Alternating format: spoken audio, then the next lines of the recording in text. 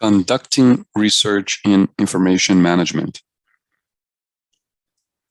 Hi, everyone. In this set of lectures, we're going to be covering science and controlled experiments, A/B testing in a larger social network, and challenges in A/B testing.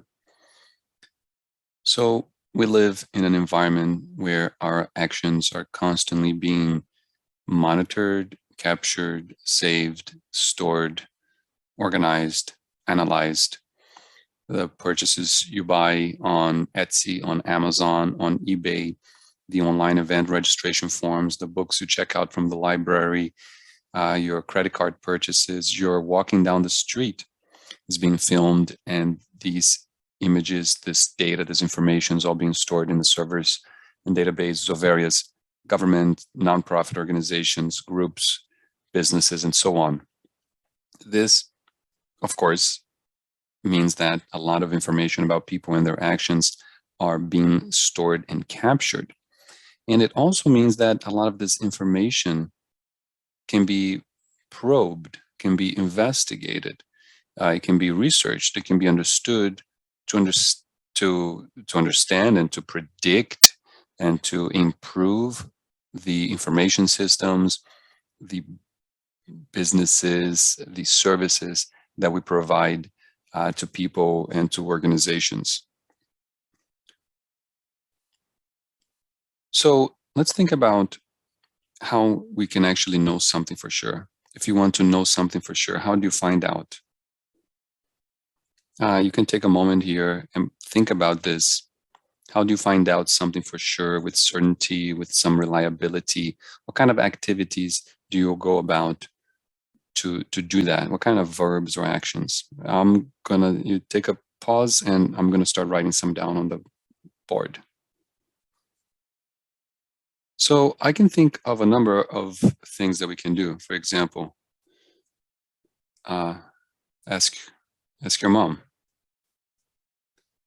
If you want to know something, maybe about your mom, or maybe about the financial markets, or maybe about something of her career, or maybe just something about life, why not ask your mom? Ask your mother, she might know about it, or maybe your father, or maybe your uncle or your aunt. Or you can ask yourself. Maybe you're a very smart person. Maybe you're smarter than most people. Therefore, maybe you can just ask yourself the question that you are trying to find out, the causes of something that happened to you yesterday. Or maybe you ask Google. You type your search in the query box. Google will provide you some related pages. And it's not just about asking, right? But also what? You can maybe investigate, which will involve questioning others. So investigating something usually involves questioning. You need to ask the question. If you want to know something, you kind of need to ask it in the first place. What else? Maybe you need to critique. You need to provide a counter explanation, a counter hypothesis to test or to see, elaborate, argue which one is stronger. Maybe you need to conduct a debate. You need to bring two professionals and have them debate because the matter is so complex, maybe like particle physics or climate change. So there are many actions we can take to find out something for sure, to understand the patterns of the world, to understand relationships, to ask any kind of question whatsoever, to know anything with a certain degree of reliability. Now, some of the issues that arise when you're trying to find out have to do with biases. Now, it's not only about cognitive biases. There are other kinds of biases as well. Biases of location, biases of technologies, socioeconomic biases. But cognitive biases are a major impediment to actually finding true information or find out reliable information that you can count on. There are hundreds, actually, of cognitive biases that impact how we think. Confirmation bias, anchoring bias, loss aversion bias, hindsight bias, optimism bias, survival bias, information bias. There's actually an image here with a cognitive bias codex that somebody developed. It's very interesting. You can get it from Wikipedia. Algorithmic design by John Manoogian, categorization by Buster Benson. And each one of these here is a different cognitive bias. And let's kind of recall, bias is a systematic deviation from an optimum or expected value. And bias is usually discussed along with noise. So kind of compare bias versus noise. Noise is that it's not systematic deviation. It can be sometimes more, sometimes less, sometimes to the right, sometimes to the left. Where bias is systematic deviation from an optimum or expected value. I forgot the last word here. So it's kind of what goes in one direction only. So let's explore some of these biases and how they can affect the optimum answer or value that we're maybe searching. So for example, we have optimism bias. This bias leads us to believe that we're less likely to suffer from misfortune and more likely to attain success than reality would suggest. We believe that we will live longer than the average, that our children will be smarter than the average, and that we will be more successful in life than the average. But by definition, we can't all be above average. So the idea is that the optimism bias is essentially a mistaken belief that our chances of experiencing negative events are lower and our chances of experiencing positive events are higher than those of our peers. So more than 50% of people, in fact, 80% of people have an optimism bias. They think they're better than average, but only 50%, meaning 50% on the median mark. So 30% of these here are wrong, and maybe even more of them, because maybe it's most of the people who actually have the optimism bias are not the ones who are maybe the best things will happen to them. So it's this systematic tendency to over-expect good things for oneself. And most people, about 80% of the population, have some kind of optimism bias in their activities, in their day-to-day. If you do all kinds of, we observe this from experiments with them. Another major one you may have heard about is confirmation bias. Confirmation bias is the tendency to look for information that supports rather than rejects one's preconceptions, typically by interpreting evidence to confirm existing beliefs while rejecting or ignoring any conflicting data. So we see this a lot in the political context of the political right versus political left. For example, with questions like, was the 2020 presidential elections in the US stolen from Donald Trump?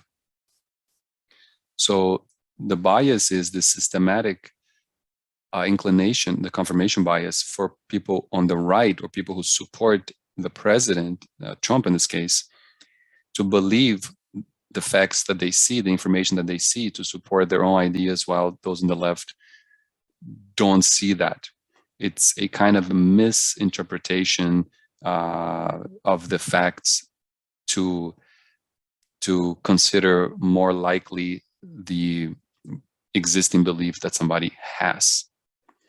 And this happens to all kinds of contexts, not just politics, with any kind of belief in any kind of information, various kinds of contexts: home, professional, political, social, religious, and so on. So there are a lot of biases. I actually compiled here a list of all their biases. This is from one of the Wikipedia pages, and I kind of got about like 260 something. So there's belief, decision making, and social and memory biases. There's a lot of them, and these are just the cognitive biases that affect how we find true information, how we understand what is true, what is more likely to happen, what is less likely. So the question is, how do we address all these biases? Because if our intent is to learn what is true, what is valid, what works, what doesn't work, how do we address all of these biases in our search for true and reliable information? Well, one of the ways is through research. So research involves the careful and diligent search of something. And by being careful and diligent, we can identify gaps and maybe control for our biases or tendencies to conform what we already exist, because maybe the truth is not what we already think it is. It usually involves a studious inquiry or examination, especially investigation or experimentation aimed at the discovery and interpretation of facts, revision of accepted theories or laws, or practical application of such new or revised theories or laws.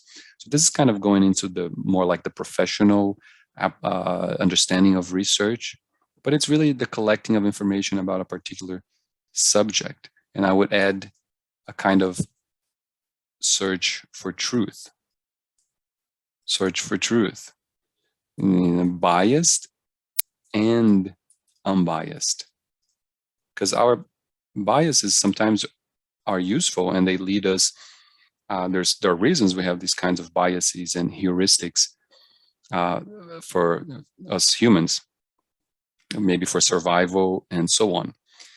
But these can also get in the way of identifying what is generally more true, what generally works, what may work in the long term outside of our own existence, and so on. So we want to both find out the biased and the unbiased information as well. Science. So science is like research. And if we look in the dictionary definition, the science is, so we kind of, it's more works as a noun rather than a verb, but it's the state of knowing, knowledge as distinguished from ignorance or misunderstandings. It can be a department of systematized knowledge, something such as a sport or technique that may be studied or learned. Knowledge or a system of knowledge covering general truths. So this concept also, general truths often are involved with science and research, and people don't want to know just what is the case for their own moment, in what happens in front of their eyes, but more generally beyond themselves, or how laws work in the world, laws of physics, laws of chemistry, laws of societies, and so on, especially as obtained and tested through the scientific method. So science also has a particular method or set of behaviors identified with it. I like to call science the search for truth, including our experiences and regardless of them, regardless of the experiences as well. It's that notion of we want to know the bias and we want to know the unbiased as well. Often people just focus on the bias because they think it is unbiased, but that's part of the problem. But when we employ the scientific method and actions like the controlled experiment, as we're going to examine, we can address some of these biases because they may be employed even if we are searching for truth and following something like the scientific method. So this is kind of a review. First, we have an observation or a question, or maybe you can kind of have a hypothesis here too. And then there's a research or considering the other relevant literature or the answers that exist out there. Then you may have another more specific or well-formulated hypothesis. And then you can test that hypothesis with an experiment. This may be a formal experiment or maybe actually involve more research depending on what you're doing. For example, if you're doing historical analysis, this may involve asking people, interviews, and reading other books and papers and so on. Then you need to analyze data, and this can kind of go together. This may be part of the same. And then write out the conclusions, turn into a narrative what you have found out and explaining the most clear way possible. And then, of course, the circle goes on and goes on.